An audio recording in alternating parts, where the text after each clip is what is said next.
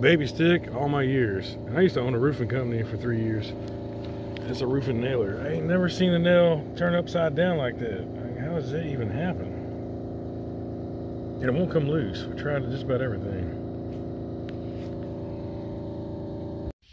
Alright, so there's the culprit. It turned around backwards and bent, so it wouldn't come out of there. And it's got the little metal pieces like you see on this here. Little bands holding together. So we had to end up opening, show them what we did so people will know in case they have the same problem. What we end up doing is I took a little screwdriver, put down this little shaft right here with a hammer. Took it back in the way it came through and there. Beat that motherfucker out of there. Alright, so then we had to hold this open while we were doing it. Yeah, we had this little tool to hold the shaft open right here. It gives us enough room to work. And gives us enough room to work. Alright, so if that happens to you, and you got a shitty Banks, that's how you fix it.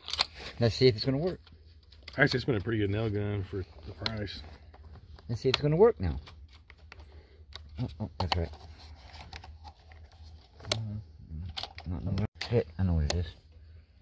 That's crazy.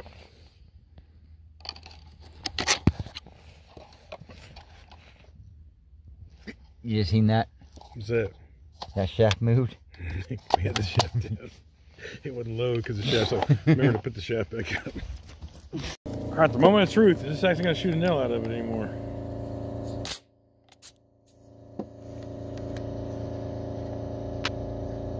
Probably not.